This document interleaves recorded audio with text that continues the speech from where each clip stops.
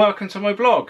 Welcome to another exciting episode of Tips and Tricks. This time round I'm going to show you guys a real cool tip. Really good, and I've got a funny feeling that this is going to be a much abundant video, and I don't think it's going to get many views. I really don't, and it's a great shame because I think this is going to be a real useful thing that anybody who's an amateur car restorer or uses paint products, they're going to miss out on this if they don't know, and I think this is really worthwhile knowing this. So here it is. It's all about mixing up small volumes of paint, or activating or hardening small volumes of paint. I hope you enjoy it. These are the 600cc or 600 milliliter paint mixing cups that I use for mixing up paint or primer or glue or whatever it is I need to mix up, and I need a ratio, and these are the cups I always use. They're an extremely versatile, efficient and clean way of mixing up paint. They're extremely handy. They've got a graduated milliliter scale on the side of them that's graduated in 50 milliliter increments. We've also got a ratio scale, a 2 to 1, a 3 to 1 and a 4 to 1. Back round to our milliliters. So say we needed to mix up a 4 to 1 ratio. So what does that actually mean? That means that it's 4 parts paint to 1 part hardener or activator to 1 part thinners. So looking at our scale, we can quickly see that 4 parts for 400 milliliters will give us a 400 milliliter mix of paint. So we would fill the paint up to 400 and stop bang on 400 or as close as we can to it, and then 1 part activator would take us up to 5, so that would be 4 parts to 1, and then our 1 parts thinners would take us up to 600, which I'm guessing is this little groove that's in the plastic cup, because these are sold as 600 cc's or 600 milliliter mixing cups. So that would give us a paint ratio of 4 to 1 to 1. Now if we wanted to mix up less product, because you might not want a 400 milliliter paint mix, you may just be doing something very small, so you could cut down on the amount you need to mix up. So we could mix up 200, we could just simply half it. So we would divide everything by 2. So we would say our 200 is our 4 parts, our 250 is our 1 part, and our 300 is our 1 part. So that would give us a mixing ratio of 4 to 1 to 1. 4 parts paint, 1 part activator, 1 part thinner. Moving round to the ratio side of things, you've got a 2 to 1 mixing ratio, a 3 to 1 mixing ratio, or a 4 to 1. Let's stick with a 4 to 1 now, as we've just been talking about 4 to 1. So if we wanted to mix up 4 to 1, we'd go to here, be 4 parts paint, 1 part activator, and the thinners is in percentages, which means that if you've got a mixing ratio of 4 to 1 to 1, then you need to work out the mixing ratio with a calculator. So if we wanted to work out our mixing ratio for 4 to 1 to 1, we simply say 4 parts paint plus 1 parts activator plus 1 parts thinners gives us 6 parts in total. So it's 100 divided by 6 equals 16.66. Now this stands for a percentage, so you would add 16.66 on the scale. So we're looking at our scale, we've got 10, 20, 30%. So we would add it somewhere between those two figures there to give us our 16.66. And even at this height, we're near the top of the cup, it's all starting to get a little bit inaccurate, but you could pretty much gauge it, I would have said, from that until you become down to the bottom of the cup. So we're looking at the bottom of the cup now, and this tiny end of this ballpoint pen, you can see how inaccurate things are very quickly going to get, because the difference between 10 and 20% is less than the end of this ballpoint pen. So going back to our graduated mixing side in millilitres, if we wanted to mix up 100 millilitres and a 4:1 ratio, you can see that if you just wanted to mix up 100 millilitres, so you'd put it up to the paint there, up to 100, and then you wanted to harden it, you are very soon going to run into problems with accuracy. You're either going to over harden or under harden the paint, or over thin or under thin the paint. If you over harden the paint, the chances are the paint will possibly remain very soft because the unused hardener that you've put in that paint, hardener or activator, will then turn into a plasticizer because there won't be the receptive molecule within the paint component to be used up, so it will be just left over.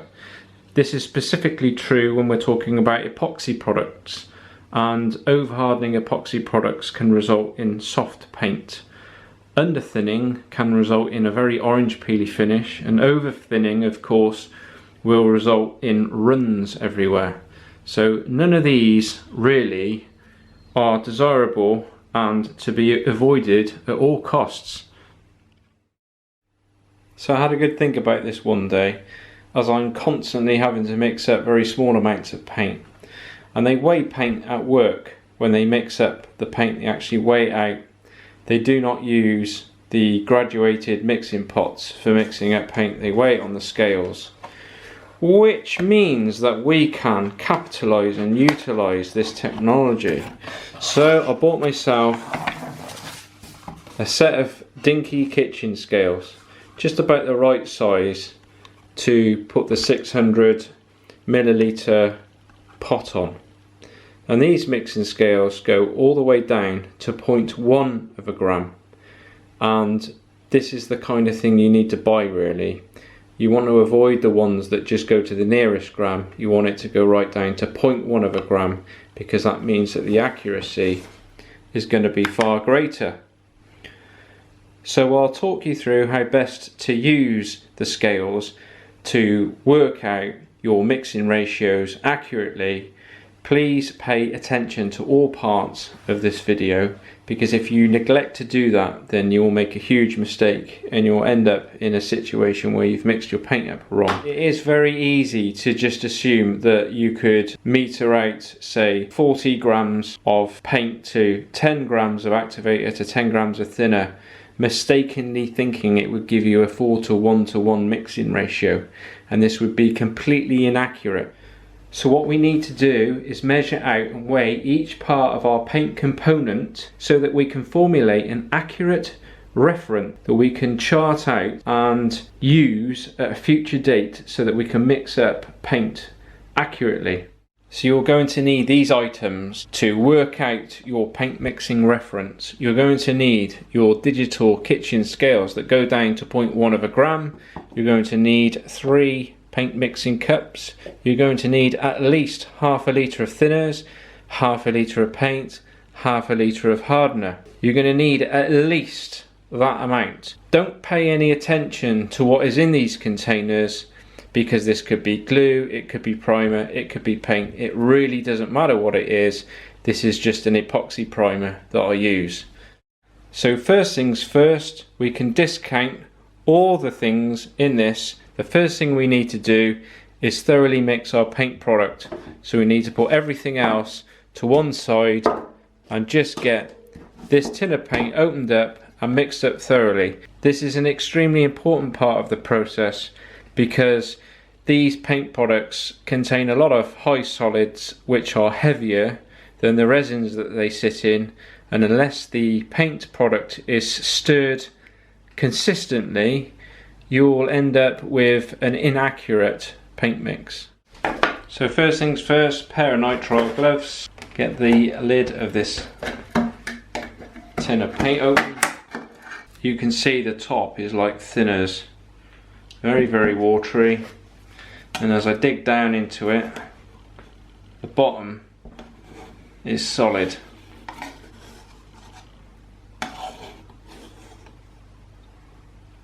So you can see there, it all needs a thorough mixing in, so that's what I'm going to concentrate on doing. Give it a really good thorough mix for the next couple of minutes. So I've got my scales set up on a firm surface. The scales aren't wobbling in any way, because what you don't want it to be is on a slightly uneven surface, because this will greatly affect the results you're going to get. So I'll turn the scales on, making sure that the scales are zeroed. If not, just press the tare button and that will restore the scales to zero, so that we've got a 0 point to start from. So we're on 0, and what we need to do next is we need to pour our mixed paint product. So this has been thoroughly well mixed. We need to pour this up to 500 milliliters. Being careful not to get it on the sides.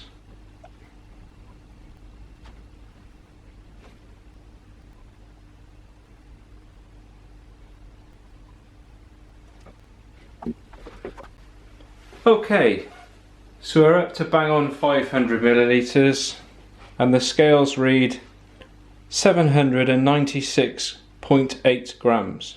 So putting the paint aside for one moment, do not move the scales. Put a new mixing cup on, scales are back on and zeroed again, and now we can proceed with the next part of the process, which is to measure out the hardener.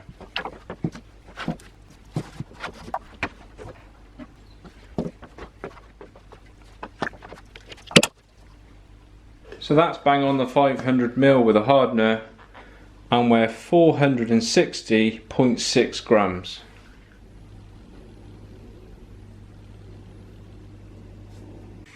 So next the thinners.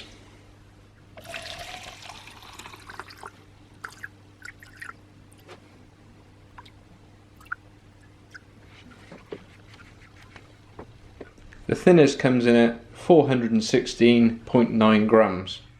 So we've got 500 milliliters of each component that make up our mixed paint product, all weighed out precisely. The next thing we need to do is do some arithmetic.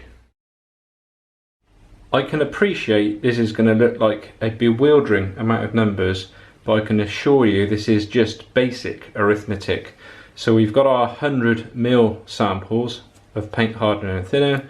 All you have to do to work out the 100 ml division is just to divide each weight by 5. So we just divide 796.8 by 5, and then that gives us our 100 milliliter division. So 100 milliliters of the paint product, as I said, divided by 5 gives us 159.36 grams per 100 ml. So we know that that's pretty accurate. And again the hardener and again the thinners.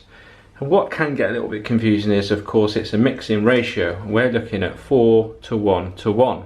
So what we have to do then is we have to divide the hardener by 4 and the thinner by 4.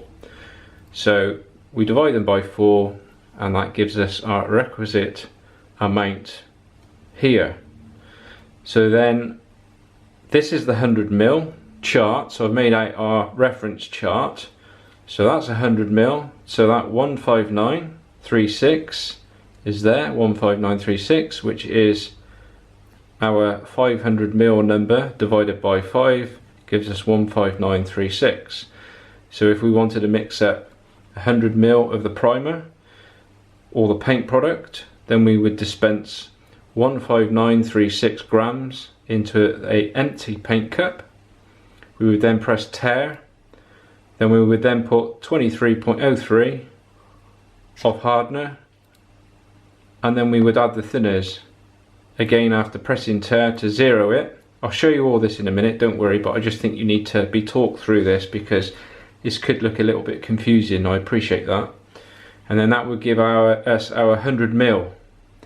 Now the numbers on the end, 0.36, of course these scales only go down to 0.1, and the number on the end, so the 0.0 whatever it is afterwards, these would represent literally a drip of paint.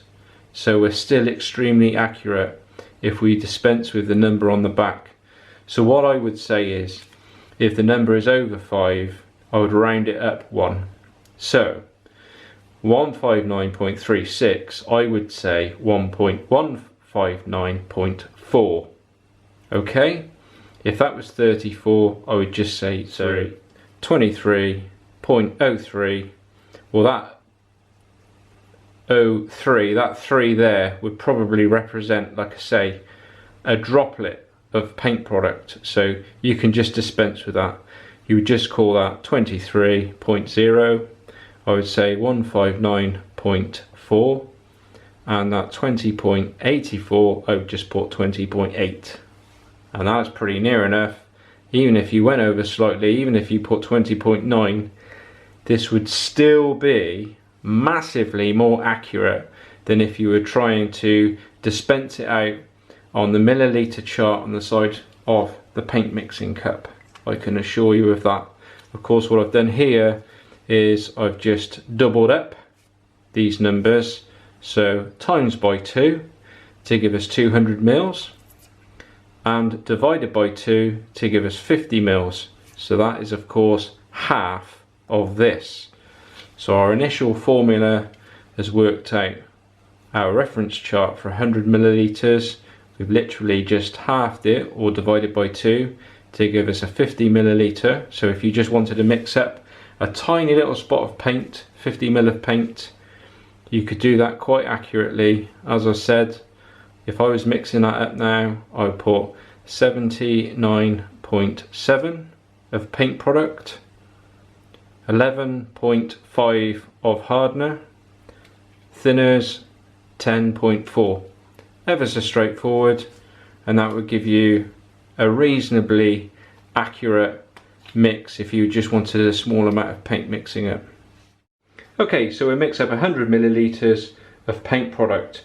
So first we need to dispense 159.4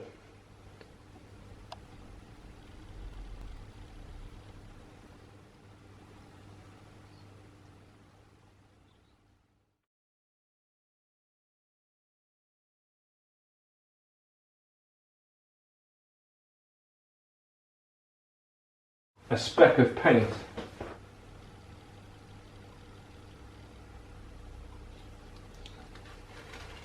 And that's how much paint has made all that difference. That's 0.2 of a gram.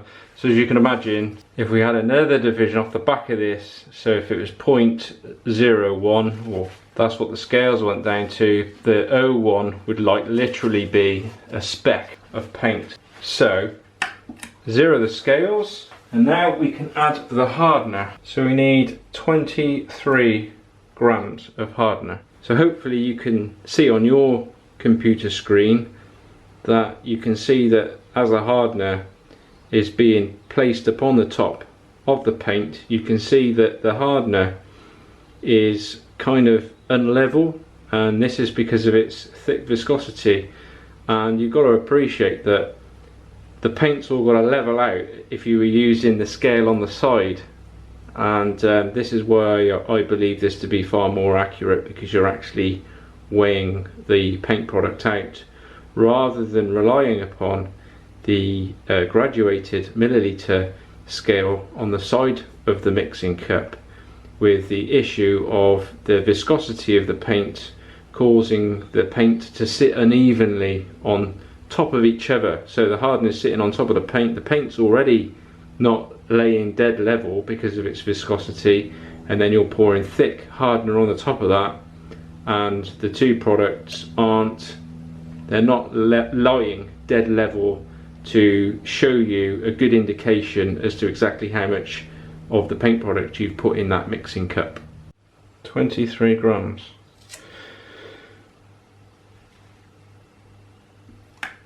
Zero again. I should actually state at this time that sometimes some paint products do really benefit from being mixed up before the thinners is added. This is a kind of habit I've got myself into. So what I normally do is I give it a mix together now.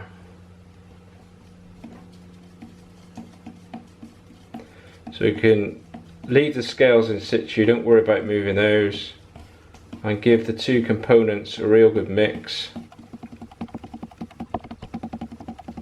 And then leave the mixing paddle in the paint container and zero the scales again, and then that will weigh or discount the weight of the paint that is, you know, on the paddle and everything else. It just zeros, it just weighs everything and then zeros it, so that when you put the thinners in, you're only weighing the thinners that you're putting in. So we need 20.8. Another little tip is just to put some thinners in another mixing cup like this.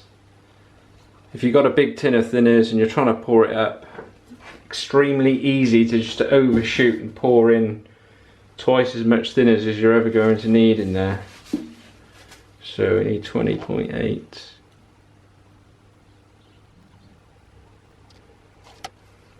Give that a good stir. And there we have it. There's accurately mixed out 4:1:1. Just before I wrap this video up, I thought I'd just show you this final scenario of a paint mixing ratio that could sort of throw you off guard. So say we've got a paint mixing ratio of 3 parts paint, 1 part hardener, 0.7 of thinners. So I'm using the same weights as before. So the paint 159.36, so that gives us our 100 ml because obviously it's divided by 5. Hardener, what we've got to do there is divide it by 3 to give us our 3:1, so that's 3:1 to 0.7. So to get the 0.7, just a simple case of dividing it by 3 to give us the 1 part. So we divide it by 3 and that equals 27.79 grams. What we do then is we divide that by 10 and then times it by 7, and then this 7 gives us the 0.7, and that ends up as 19.45.